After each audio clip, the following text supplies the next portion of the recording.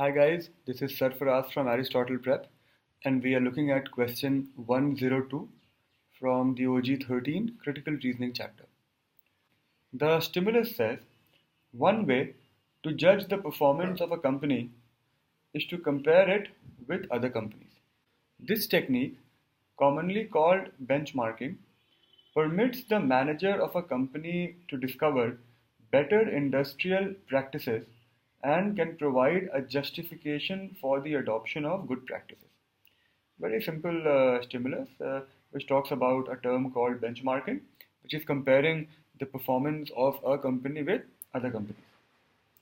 The question stem says any of the following, if true, is a valid reason for benchmarking the performance of a company against companies with which it is not in competition rather than against competitors, except.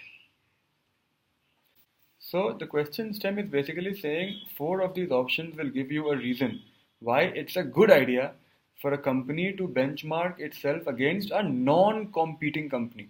Normally you would think that benchmarking should be done against a competitor. But you have to find four options which actually give you benefits of benchmarking against non-competitors. So find four such options, and the fifth one that remains will be the answer to our question. That is what we have to do. So A says, comparisons with competitors are most likely to focus on practices that the manager making the comparisons already employs.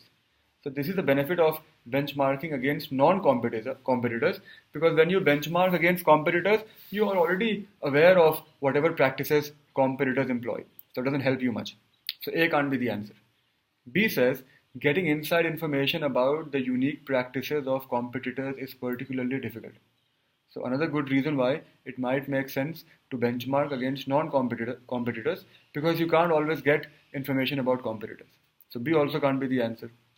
C says, since companies that compete with each other are likely to have comparable levels of efficiency, only benchmarking against non-competitors is likely to reveal practices that would aid in beating competitors. Again, it gives you a very good reason why it makes sense to benchmark against non-competitors. So can't be the answer. D says, managers are generally more receptive to new ideas that they find outside their own industry. Again, a good reason to benchmark against non-competitors. So E is the answer. What does E say? Much of the success of good companies is due to their adoption of practices that take advantage of the special circumstances of their products or markets. So E actually gives you a reason why it might make sense to benchmark against competitors. Because you see, it says companies which are successful are taking advantage of the special circumstances of their products or markets. Now, these special circumstances will be common for similar companies. For example, Coke and Pepsi will have similar circumstances as far as products or markets go. So then it might make sense to benchmark against competitors rather than non-competitors. So E actually gives you a reason why it might be a good idea to benchmark against a competing company, because then you will have common circumstances about products and markets.